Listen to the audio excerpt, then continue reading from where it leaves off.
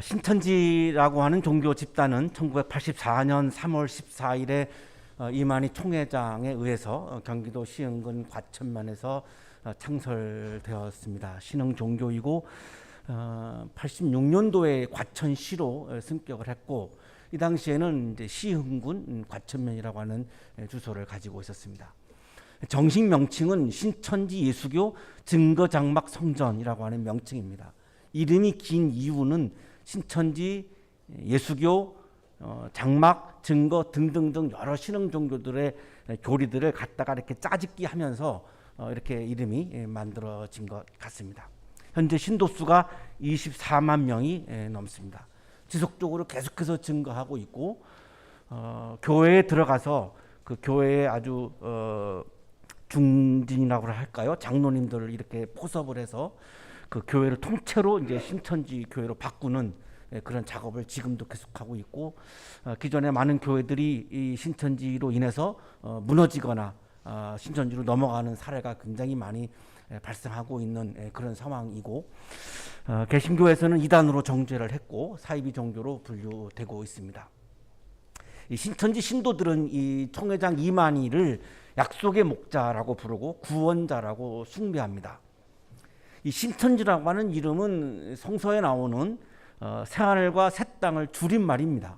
요한계시록에 나오는 새하늘과 새 땅, 오늘 이사야 65장에 나오는 새하늘과 새 땅, 이 새하늘과 새 땅을 줄여서 신천지라고 하는 이름을 그렇게 만들었습니다. 성서가 말씀하시는 새하늘과 새 땅이 어떤 의미일까가 오늘 중요한 이유는, 신천지에서 말하는 새하늘과 새 땅의 의미가 너무나 성서의 새하늘과 새 땅의 의미와는 너무나 다르기 때문입니다. 그래서 면밀하게 오늘 좀 부활절을 맞이해서 주신 본문인데, 39년 동안 목회하면서 부활절 아침에 성서 일과가 구약 성서 이사야로 받은 거는 저도 이번이 처음인데요. 왜 부활절 아침에 이 말씀을 주셨을까? 그만한 의미가 있을 것 같습니다. 신천지 신도들 중에, 특히 우리 청년들 중에 학업을 중단하고 또 직장을 포기하고 그리고 집에서 가출을 해서 종교 집단으로 가는 사람들이 굉장히 많습니다. 우리 학교에도 물론 있었고요. 제가 아는 학생들 중에도 있었습니다. 그만큼 굉장히 심각하다고 할 수 있는데요. 이렇게 하는 이유 중에 하나가 육체영생 교리라고 하는 것이 굉장히 중요한 교리로 강조하는데, 육체영생, 이 육체가 영원히 죽지 않고 산다는 것입니다. 그러니까 사람들이 좋아할 수밖에 없죠. 이 육체가 영원히 산다는 거가 굉장히 좋아하는 거죠. 그만큼 오래 살고 싶어하는 우리들의 욕망을 굉장히 잘 이용한다고 볼 수 있습니다.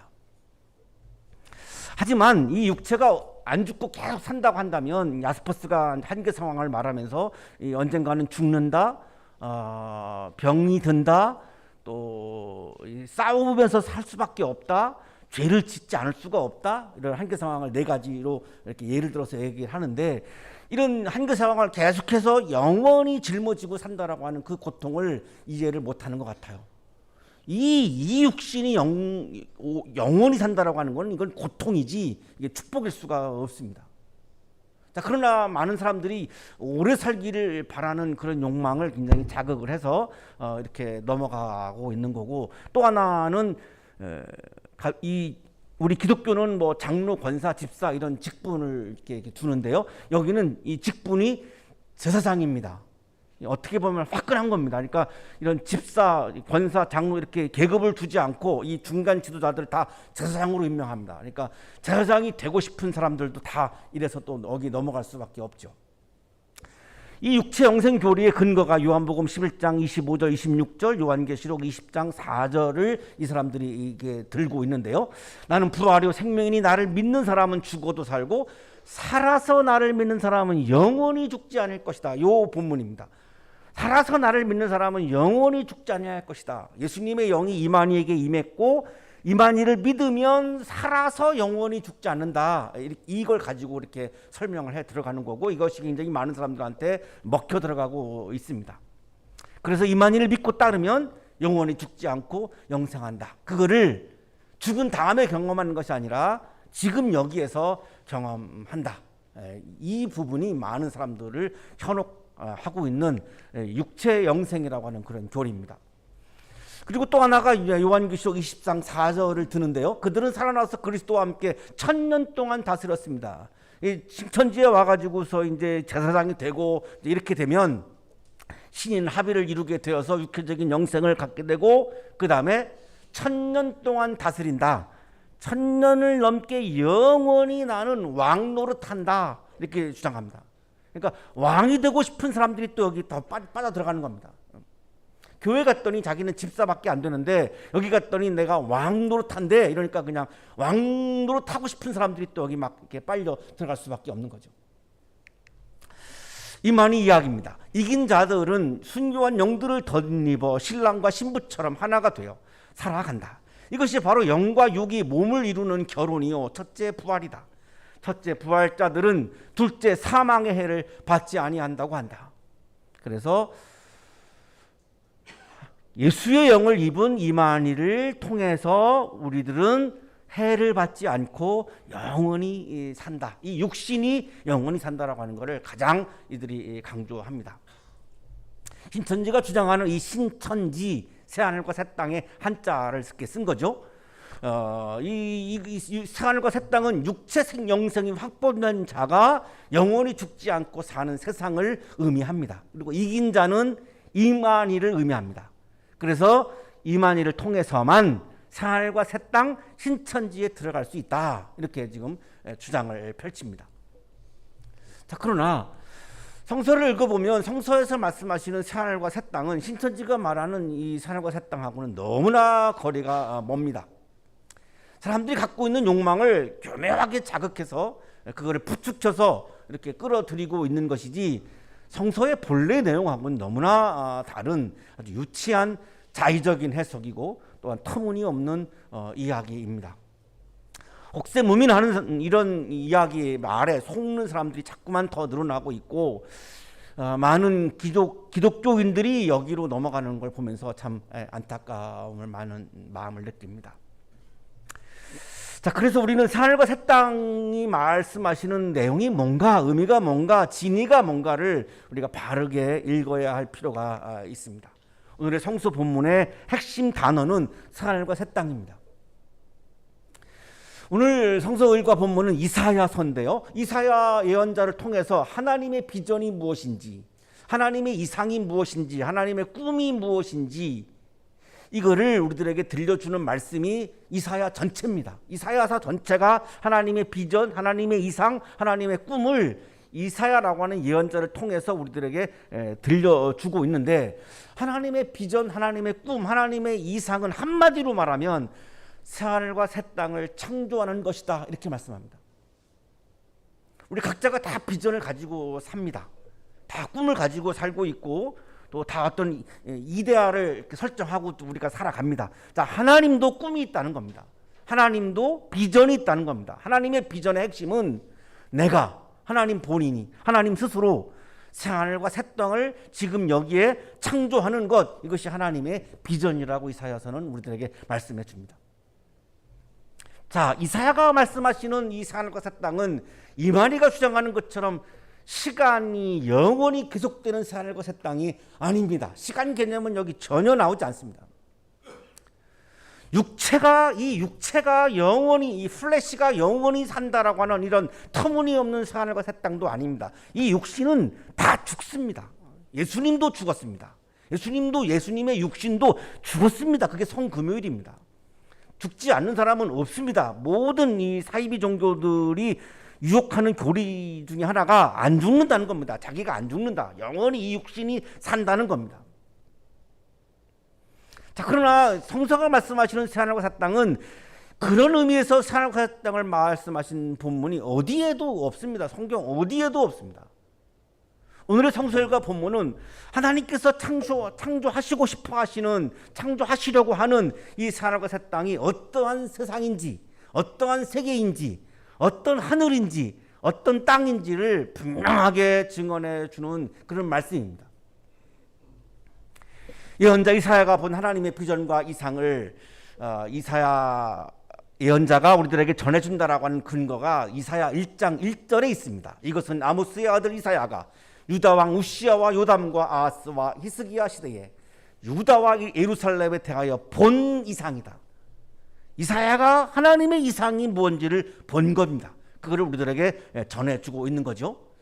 이사야서를 읽어보면 1장부터 39장까지는 주전 8세기를 배경으로 합니다. 예루살렘 성이 무너지기 전입니다. 이때의 하나님의 비전은 이스라엘의 심판입니다. 이스라엘이 너무나 타락했기 때문에 하나님의 꿈은, 하나님의 이상은 예루살렘 심판입니다. 하나님의 이상, 하나님의 비전 중에는 심판도 있다라고 하는 놀라운 사실을 우리가 보게 됩니다. 예루살렘을 심판시키는 것이 하나님의 비전입니다. 39장까지 계속해서 심판을 이사야가 전해주죠. 그리고 40장에서 55장까지는 이 역사적인 배경이 예루살렘 성전이 무너진 이유입니다. 그래서 바빌로니아의 포로가 되었을 때, 이 포로기 때입니다. 이때의 하나님의 비전은 이스라엘의 회복입니다. 40장에 들어서 가지고 이사야서는 완전히 분위기가 바뀝니다. 계속 심판 말씀하시다가 40장 가서 위로를 말씀하기 시작합니다. 이미 다 망했으니까요. 심판이 되었으니까요. 그리고 이제 56장, 66장까지 오늘 우리 성서일과 본문이 속해 있는 것이 바로 이 부분인데요. 이때 역사적인 배경은 주전 5세기입니다. 바벨로니아로 포로로 끌려갔다가 다시 페르시아의 노예인 상태에서 예루살렘으로 돌아옵니다. 포로기 이후라고 부르는데요. 이 포로기 이후의 역사적인 배경을 가지고 있습니다. 그래서 이거를 제3 이사야라고 부르는데 이때의 하나님의 비전은 새하늘과 새 땅의 창조입니다. 자, 그러면 예루살렘 성이 무너지기 전에 이스라엘로의 복귀, 복원이 아니라는 겁니다. 바빌로니아 포로가 되어서 끌려갔다가 다시 돌아왔습니다. 자, 이제 새로운 나라를 만들어야 되는데, 새로운 나라를 이루어 가야 되는데, 그때 하나님의 비전은 바빌로니아에게 망하기 이전의 나라로, 이전의 세상으로 다시 복원시키는 게 아닙니다. 완전히 다른 세상을 만드는 겁니다. 이거를 새하늘과 새 땅이라고 말씀하는 겁니다. 그 하나님이 꿈꾸시는 새하늘과 새 땅의 내용이 뭐냐? 이게 바로 오늘 성서 본문입니다. 그래서 매우 굉장히 중요한 본문인데요. 이렇게 시작합니다. 보아라, 내가 새하늘과 새 땅을 창조할 것이니, 이 예루살렘에 바벨로니아 포로가 되기 이전의 세상을 복원시킨다는 게 아니고 새하늘과 새 땅을 여기에 내가 새롭게 창조할 것이니 이전 것들은 기억되거나 마음에 떠오르거나 하지 않을 것이다. 바벨로니아에게 망하기 이전의 예루살렘, 이전의 이스라엘, 이전의 예루살렘 성전 전혀 생각이 나지 않을 것이다. 왜냐하면 완전히 다른 세상이 펼쳐졌기 때문에 이런 말씀이죠. 그러니까 복원과 복귀가 아닙니다.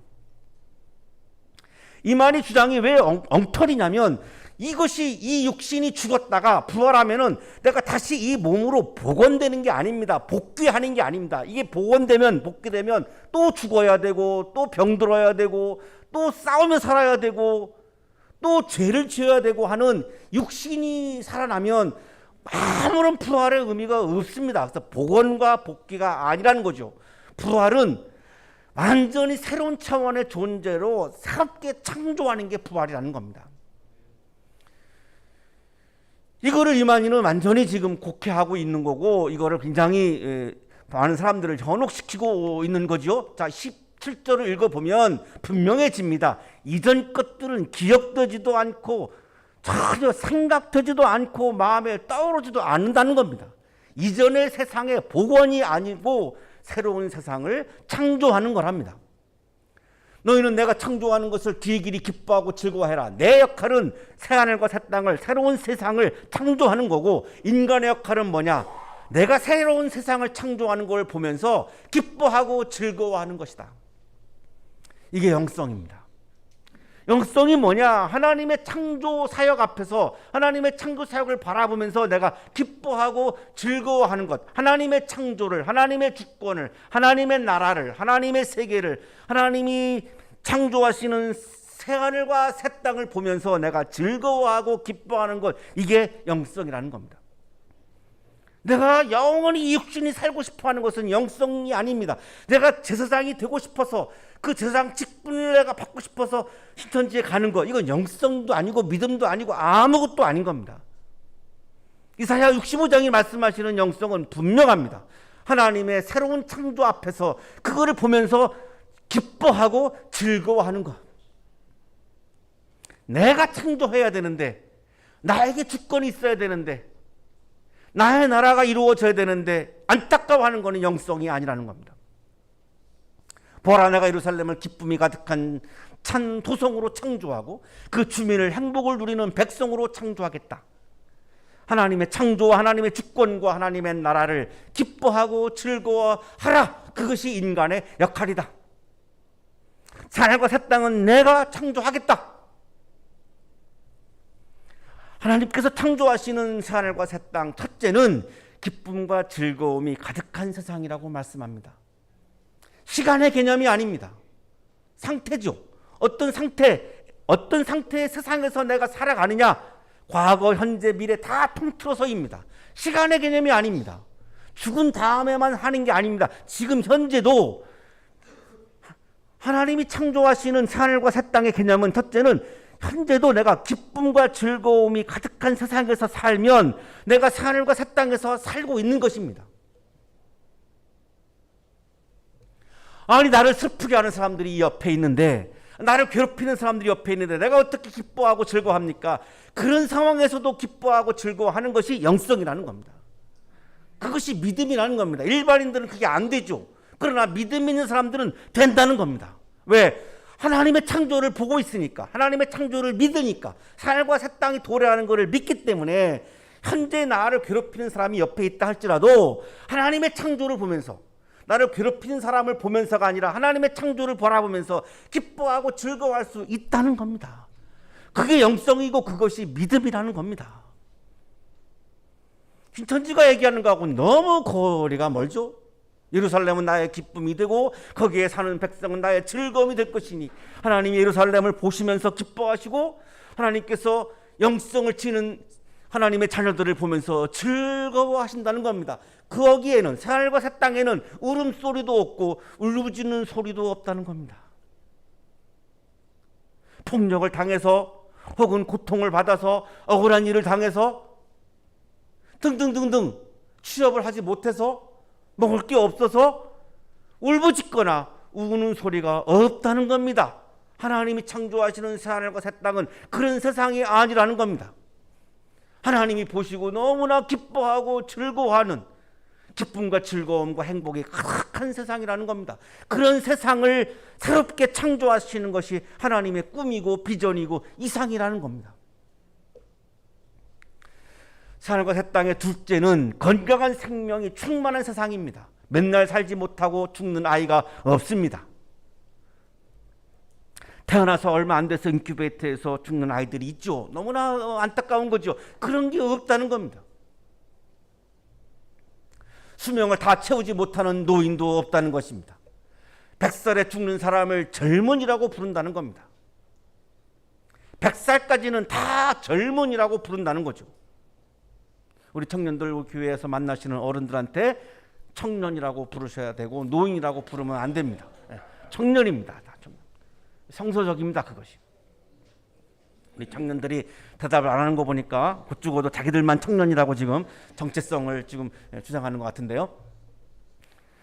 100살을 채우지 못하는 사람은 다 저주받은 사람으로 여기는 세상이라는 겁니다. 그만큼 건강하게 생명력이 충만하게 사는 세상이 하늘과 새 땅이라는 겁니다. 내가 새하늘과 새 땅에서 산다라고 하는 것은 내가 어려움이 있어도, 힘든 일이 있어도, 괴롭힘을 당해도 내가 고개 들고 가슴 펴고 오늘도 내가 생명력이 충만해서 당당하게 하나님의 창조를 기뻐하고 즐거워하며 하나님을 찬양하며 살아가는 것, 그것이 하늘과 새 땅에서 살아가는 삶의 모습이라는 겁니다. 하늘과 새 땅의 세 번째는 노동의 정당한 대가를 받는 세상이라는 겁니다. 집을 지은 사람들이 자기가 지은 집에 들어가서 산다는 것입니다. 무슨 말이죠? 내가 지은 집을 뺏기는 사례들이 있었기 때문입니다. 집을 뺏어가는 거죠. 힘 있는 사람들이 내가 지은 집을 뺏어가는 겁니다. 내가 농사를 지었는데 그 열매를 힘이 있는 사람들이 뺏어가는 겁니다. 그러나 하늘과 새 땅에서는 그런 일이 없다는 겁니다. 내가 노동한 정당한 대가를 받는 세상이라는 겁니다. 자기가 심은 것을 다른 사람들이 먹지 않고 자기가 수고하여서 번 것을 오래오래 누리면서 내가 열심히 노동해서 그 노동에 대한 대가를 내가 수확하고 그걸 가지고 내가 기뻐하고 즐거워하면서 살아가는 세상이라는 겁니다. 자손들이 재난을 당하지 않고 복을 받는 세상이라는 겁니다. 하늘과 새 땅의 네 번째는 하나님과 인간이 일체가 되는 세상이라고 말씀합니다. 하늘과 새 땅에서는 인간이 요청하기 전에 하나님께서 응답하시는 세상이라고 말씀합니다. 하나님께서 내가 요청도 하지 않았는데도 먼저 살피시고 필요한 것을 공급해 주시고 허락해 주신다는 겁니다. 내가 하나님께 뭘 요청할 때 참 어려움이 있죠. 염치 없는 것 같기도 하고 내가 요청하기에는 내가 너무 죄가 많은 것 같기도 하고 내가 부족한 것 같기도 하고 해서 요청하고 싶지만 이게 입이 안 떨어질 때도 있죠. 그러나 하늘과 새 땅에서는 하나님이 다 그걸 미리 아시고 내가 요청하지 않아도 나에게 건강도 주시고 먹을 것도 주시고 일자리도 주시고 나에게 삶에 필요한 것들을 허락해 주시는 세상이라는 겁니다. 하늘과 새 땅 다섯 번째는 강자와 약자가 함께 어울리며 사는 세상이라는 겁니다. 현재 우리가 살고 있는 세상은 강자와 약자의 갭이 너무나 크고 그리고 강자 앞에서 약자들이 너무나 억눌려 살아가는 측면이 많이 있습니다. 그러나 하늘과 새 땅은 강자와 약자가 함께 어울리는 세상이라는 겁니다. 그것의 예를 드시죠. 이리와 어린 양이 함께 풀을 먹는다는 겁니다. 밀림에서는 이리가 어린 양을 잡아먹으면서 즐거워하고 기뻐합니다. 그러나 하늘과 새 땅에서는 이리가 어린 양을 돌보면서 강자가 약자를 돌보면서 즐거워하는 세상이라는 겁니다. 사자가 소처럼 여물을 먹는다는 거죠. 사자가 소를 잡아먹으면서 기뻐하는 즐거워하는 세상이 아니라 사자가 소처럼 함께 달래와 냉이를 함께 먹는다는 겁니다.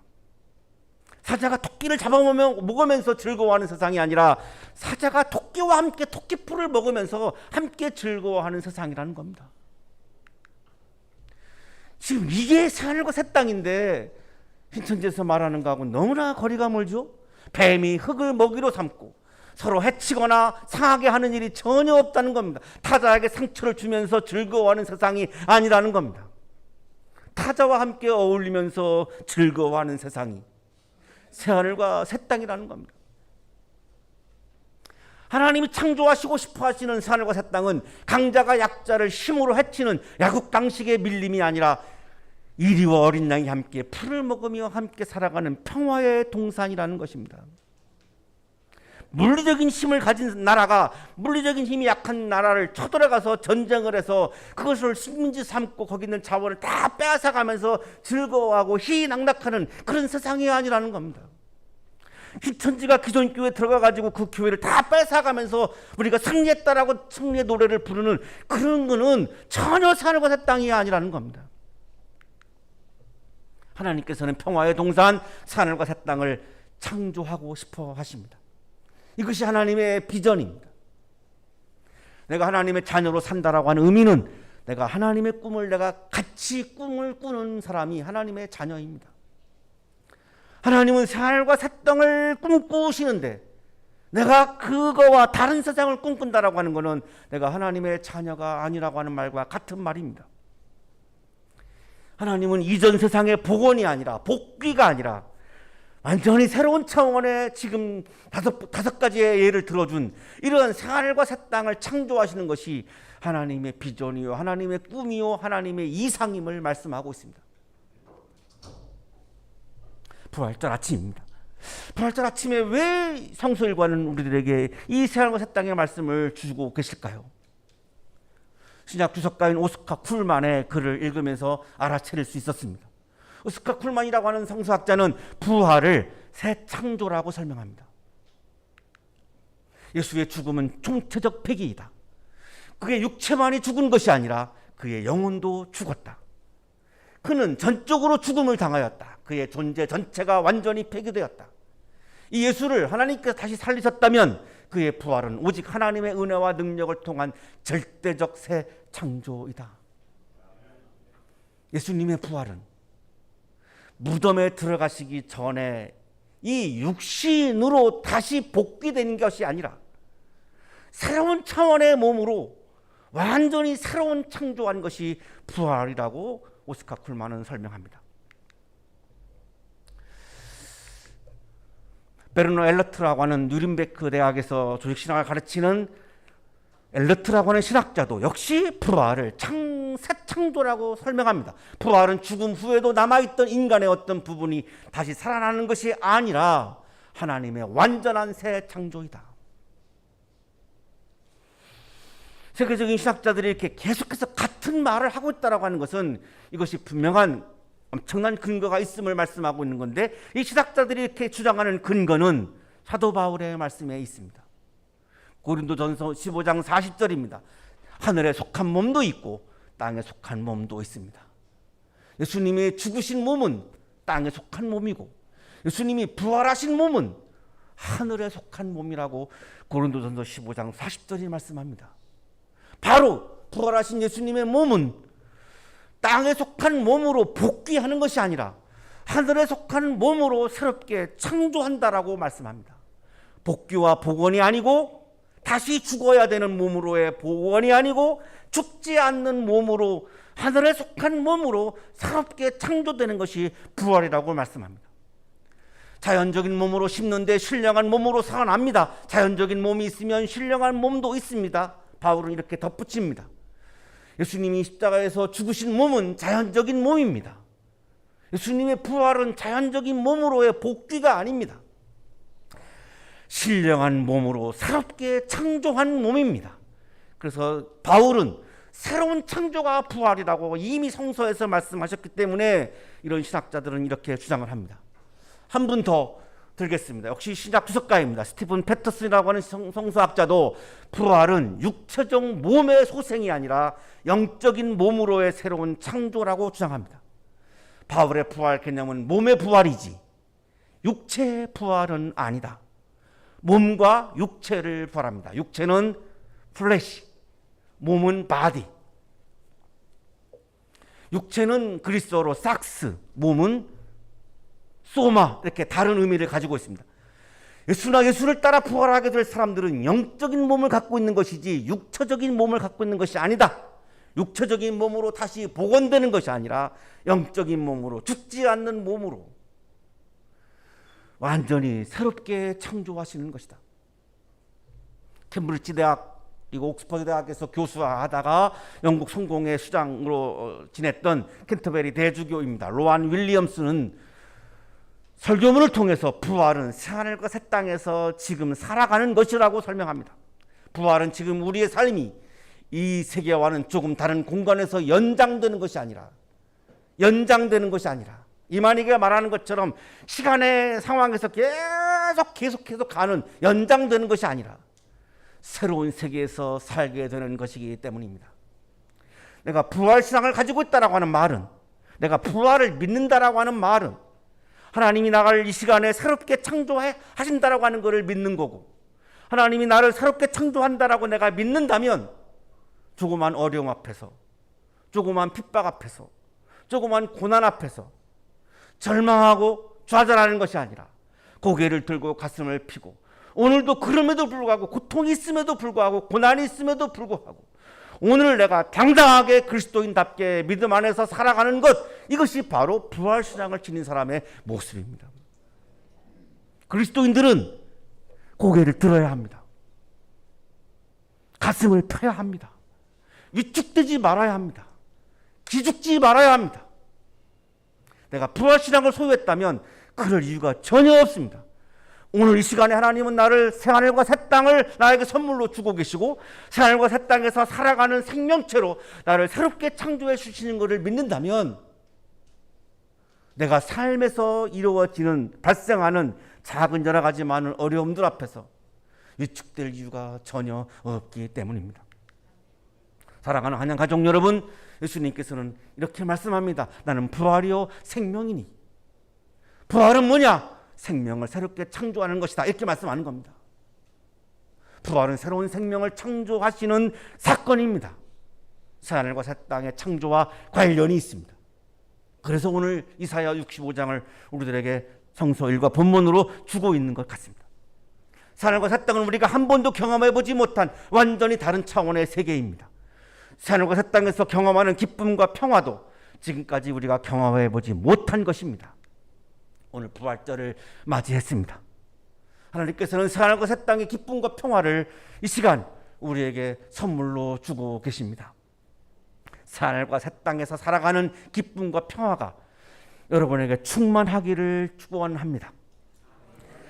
부활신앙과 함께 새하늘과 새 땅의 기쁨과 평화가 충만하셔서 어떠한 고난이 있더라 할도 어려움이 있다 할지라도 그거를 부활신앙으로 이겨내시고 어떠한 상황에서도 기쁨과 평화가 충만한 상황에서 오늘도 믿음 안에서 승리하며 살아가는 여러분의 삶이 되시기를 간절히 축원합니다. 거룩하신 주님,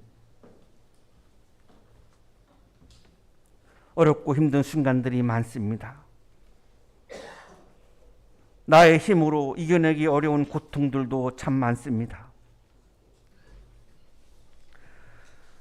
부당한 일들도 많이 경험하며 살아갑니다. 주저앉을 때도 있고 절망할 때도 있고 좌절할 때도 있습니다.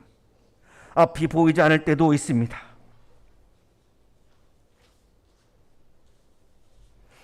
하나님께서 우리들에게 새로운 하늘과 새로운 땅을 새롭게 창조하셔서 선물로 주시기에 그 많은 어려움과 고난과 부당함들을 이겨낼 수 있음을 믿습니다. 오늘 우리들의 마음속에 부활신앙을 가득가득 채워 주시옵소서. 새로운 창조를 믿는 마음이 충만하게 하여 주시옵소서. 지금 나를 괴롭히는 많은 어려움들을 그 부활신앙으로 이겨내게 하여 주시옵소서. 우리 모든 그리스도인들이 부활신앙이 충만하여 모든 아픔과 절망과 어려움을 믿음으로 이기게 하여 주시옵소서. 예수 그리스도 이름으로 기도하옵나이다.